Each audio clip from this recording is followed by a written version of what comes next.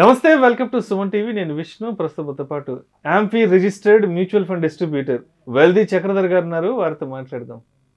Sir నమస్తే. Sir Chakradhar గారు నమస్తే అండి. సార్ చక్రధర్ గారు, ఇప్పుడు మ్యూచువల్ ఫండ్స్లో ఎస్ఐపి అనేది 5,000, 10,000, 15,000 అనేది మనం రెగ్యులర్గా వింటుంటాం. అండ్ మనం కూడా అంత అమౌంట్తో ఎస్ఐపి చేస్తుంటాం మామూలుగా, ఎవరైనా సరే 5,000, 10,000తో.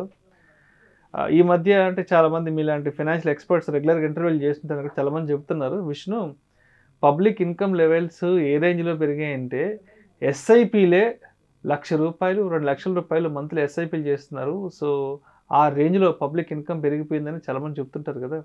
అంటే మరి ₹1,00,000, ₹2,00,000 ఎస్ఐపి చేయడం అనేది ఎంతవరకు కరెక్ట్ అంటారు? అసలు తాకట్టులో ఉన్న బంగారాన్ని విడిపించి ఆ రోజు ఆన్లైన్ రేటుకే మేము కొంటాం. Sharma gold company. యాక్చువల్గా ఇది ఒక చాలా మంచి క్వశ్చన్ అండి. ఇప్పుడు చూడండి, మీకు ఒక ఎగ్జాంపుల్తో చెప్తాను. మనకి ఎలా ఉంటుందంటే సార్, మ్యూచువల్ ఫండ్స్ అనేది చాలా మంది తెలియని విషయం ఏంటంటే నిప్పాన్ మ్యూచువల్ ఫండ్ కంపెనీ అనుకుంటారు, అలాగే ICICI Prudential mutual fund company అనుకుంటారు, అలాగే Motilal Oswal mutual fund company అనుకుంటారు.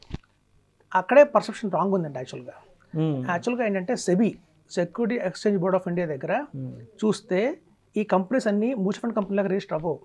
వాటి పేరు యాక్చువల్గా అసెట్ మేనేజ్మెంట్ కంపెనీ. అంటే Motilal Oswal asset management company, Nippon India asset management company, అలాగే ఐసిఐసిఐ అసెట్ మేనేజ్మెంట్ కంపెనీ, అట్లా అసెట్ మేనేజ్మెంట్ కంపెనీ అంటారు.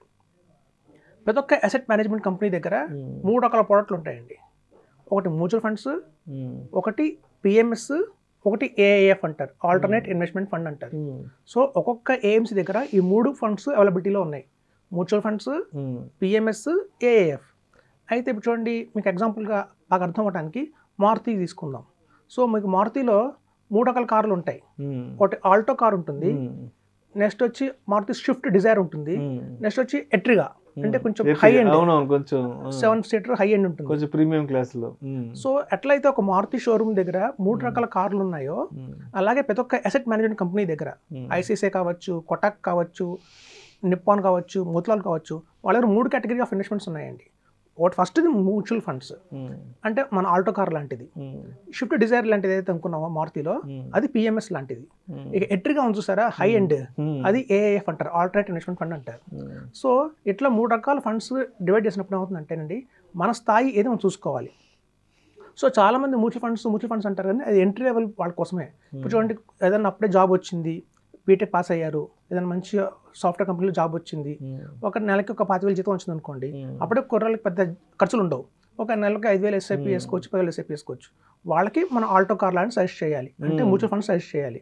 ఎప్పుడైతే వాళ్ళు కొంచెం బాగా టీమ్ లీడర్ అయ్యి, ప్రాజెక్ట్ మేనేజర్ అయ్యి, అలా ఎప్పుడైతే గ్రేడ్ పెరుగుతూ ఉంటుందో అప్పుడు వాళ్ళు పిఎంఎస్కి షిఫ్ట్ అయిపోవాలి. ఇది చాలా మంది తెలియదు ఈ విషయం. సో ఎప్పుడైతే ఇంకొంచెం బాగా డెవలప్ అయ్యారనుకోండి, ఒక సీఈఓ, ఒక కంపెనీకి ఒక సీఈఓ ఉంటారు, అలాగే ఒక కంపెనీ ఒక మంచి డైరెక్టర్స్ ఉంటారు, ఫిల్మ్ డైరెక్టర్స్ ఉంటారు, లేదా ఒక సెలబ్రిటీస్ ఉంటారు, వాళ్ళు ఏఎఫ్కి వెళ్ళిపోవాలి, అంటే హై ఎండ్ కార్ ఎట్రిగా వెళ్ళిపోవాలి. సో అట్లా మనకున్న స్థాయిని బట్టి మనం ఏదైనా ఎంచుకోవాలి. ఇప్పుడు చాలా మంది అక్కడ నష్టపోతారంటేనండి, ఇప్పుడు ఫర్ ఎగ్జాంపుల్ ₹50,000 ఎవరైనా ఎస్ఐపి వేశారు అనుకుందాం, మ్యూచువల్ ఫండ్స్లో ఎస్ఐపి వేశారు 50,000 వేస్తే, వాళ్ళు ఒక 5 సంవత్సరాలు కనుక కంటిన్యూస్గా అలా ఇన్వెస్ట్మెంట్ చేస్తే, 5 సంవత్సరాలు వాళ్ళు ఇన్వెస్ట్మెంట్ చేసేది ఎంత అంటే 30 లక్షలు పెడతారు వాళ్ళు. సో 5 సంవత్సరాల తర్వాత వాళ్ళకి వచ్చే రిటర్న్ ఎంత ఉందంటే మ్యూచువల్ ఫండ్లో 45 lakhs వస్తుంది. అంటే పెట్టిన 30 లక్షలకి 45 లక్షలు వచ్చింది, అంటే ప్రాఫిట్ 15 లక్షలు వచ్చింది. అదే కనుక వీళ్ళు పిఎంఎస్లో కనుక ఇన్వెస్ట్మెంట్ చేస్తే మీకు అదనంగా ఇంకో 10 లక్షలు వస్తుంది. అంటే ఎవ్రీ మంత్ 50,000 కనుక ఎస్ఐపి ఇందులో వేస్తే కనుక మనకేమవుతుందంటే sir, after 5 years instead of 45 lakhs 60 lakhs వస్తుంది. 60 lakhs వచ్చింది అంటే దాని అర్థం అంటే మీకు అధికంగా ఇంకో 15 లక్షల లాభం ఎక్కువ వచ్చింది అని అర్థం. సో అదే కనుక ఇంకొంచెం ఫర్దర్గా ముందుకెళ్తే, అదే మీకు 10 ఏళ్ళు కనుక కంటిన్యూ చేస్తే మీకు ఏకంగా 70 లక్షలు వస్తుంది ప్రాఫిట్.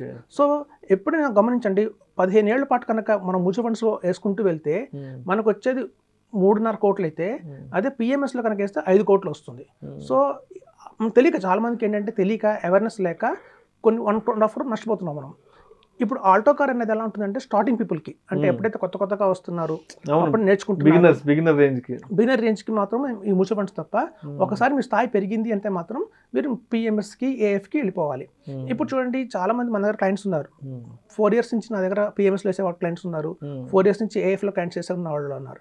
వాళ్ళు రిటర్న్ చూసిన తర్వాత ఒకసారి పిఎంఎస్ ఏఎఫ్కి వాళ్ళు పిఎం మ్యూచువల్ ఫండ్ చేయమంటే చేయరు వాళ్ళు. అది మ్యూచువల్ ఫండ్ ఎందుకు చక్కగా ఇవి మంచి మంచి రిటర్న్స్ వస్తుంటే బ్రహ్మాండంగా వస్తుంటే అని వాళ్ళు ఆటోమేటిక్గా పైకి వెళ్తారు. ఎట్లా అయితే కనుక మనం అలవాటు పడ్డాం అనుకోండి ఒక మంచి కార్కి, మనం ఒకసారి ఎట్రిగా నడిపిన తర్వాత, ఒకసారి స్విఫ్ట్ డిజైర్ నడిపిన తర్వాత మనం ఆల్టో నడబుద్ధి కాదు, మనం కిందకి వెళ్ళిపోలేము. అవునవును.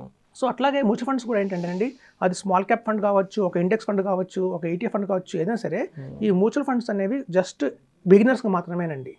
ఎక్కడైతే 25,000 రూపీస్ మ్యాక్సిమం ఎస్ఐపి చేయగలుగుతారో వాళ్ళకి మాత్రమే ఈ ఎస్ఐపి మ్యూచువల్ ఫండ్స్. ఒకవేళ వాళ్ళ కెపాసిటీ కనుక మించి ఉంది అంటే మాత్రం మన స్మాల్ కేస్ కానీ పిఎంఎస్ కానీ వేసుకోవచ్చు. ఇప్పుడు మరి ఈ చూడండి మారుతి ఆల్టో కార్కి షిఫ్ట్ డిజైర్కి మధ్యలో ఇంకో కార్ ఉంది, అదే వ్యాగ్నర్. వ్యాగ్నర్ అంటే ఆల్టోకి ఎక్కువ, షిఫ్ట్కి తక్కువ. సో అట్లాగే మనకేంటంటే మ్యూచువల్ ఫండ్స్కి పిఎంఎస్కి మధ్యలో స్మాల్ కేస్ అనేది ఉంది. ఈ స్మాల్ కేస్ వ్యాగ్నర్ కార్ లాంటిది. సపోజ్ వెంటనే కనుక నాకు 50,000 నెల పెట్టలేను అన్న వాళ్ళు ముందు స్మాల్ కేస్కి వచ్చి అక్కడి నుంచి పిఎంఎస్కి జంప్ అవ్వచ్చు. ఓకే.